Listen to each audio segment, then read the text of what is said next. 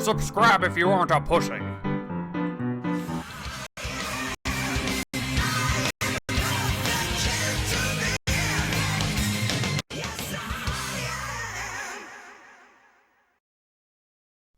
Okay, so what about Flutter Bitch?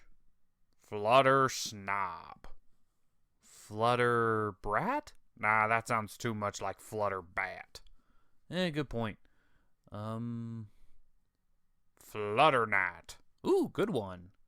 Oh, if you're wondering what we're doing, we're trying to come up with names for all of Fluttershy's personas. So, while we're doing about this, let's review the episode. This is Fake It Till You Make It. The episode begins with Fluttershy enjoying some peace and time with her animal friends. But then Rarity comes bursting in, demanding that Fluttershy help her in a fashion disaster. Hold on a second. This setup sounds eerily familiar. I feel like I've seen this before. Wait, I have seen this before. This is the exact same setup as in Green Isn't Your Color in Season 1. Well, at least in this setup, Fluttershy wasn't her first choice as she went to other ponies in Ponyville. And hopefully not in the order which she showed. Well, Fluttershy of course agrees to mind Rarity's shop while she's off at fashion show number 37. But Fluttershy doesn't feel confident to talk to the Manhattan ponies like Rarity does. So Rarity reminds Fluttershy of how much she's grown over the past few seasons. And since Silverquill's likely not to use this joke for this episode for a good long while... Continuity! Yo! That's what you get for trying to steal someone else's joke. But when Rarity seems to be late for her fashion show, she tells Fluttershy that if she really wants to be the part, she must dress the part, and try out one of her outfits in order to feel more confident. And this theory is put to the test when a particularly snobby customer comes in, so Fluttershy and her furry friends don their costumes and turn Fluttershy into Flutter Snob. And geez, I don't see how Flutter Snob will possibly go wrong. Well, on Rarity's way, she crosses two bitches who are clearly going to give Fluttershy a hard time, so Rarity tries to make her way back. But then the snob from earlier says he had some of the greatest advice from Flutter Snob, so Rarity doesn't seem concerned anymore. Convenient bitches are convenient. Well, with Fluttershy rocking with all of her new personas, she helps every pony in Rarity's shop from Pointy Points to Edward Scissorhoofs. And I am totally writing these names down.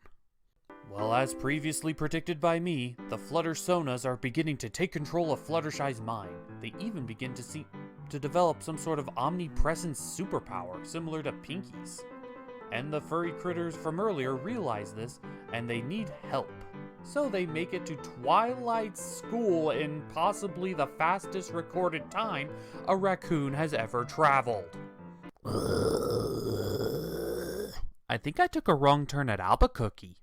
Well, the raccoons successfully recruit the remaining 6 who try to help out Fluttershy, but seem completely outmatched by all of FlutterSona's personas. So they try to recruit Rarity, who completely ditches the fashion show in order to give Fluttershy the stern talking to she needs, and completely fires all the FlutterSonas, turning Fluttershy back to her normal self. Well, that was quick. No, quick isn't the right word. I would say rushed was the right word. So Rarity throws the big fashion show for the sake of her friends, but that's okay, because she finally got inspired to create the outfit that she originally wanted to win the contest. And so we get one last little joke about Fluttershy changing personalities when donning the outfit. We all have a good laugh, and the episode wraps up. So, what's the moral of today's episode? Fluttershy should never be allowed to wear clothes. This was an odd episode. Not because it was bad, actually I quite enjoyed it, but because it was reminiscent of other MLP episodes, one being Green Isn't Your Color, the other one being Putting Your Hoof Down. Except this one had a more cartoony twist with going all out with the FlutterSonas from earlier. But the resolution was resolved pretty quickly, and felt even kind of rushed. I felt like you could have done a lot more with the FlutterSonas than what they did. But for what we got, it was actually pretty good, enjoyable, and funny. And I do like how Rarity's values have waned from being fashionista and becoming more predominant with being a friend. But again, the big problem is that it was resolved rather quickly.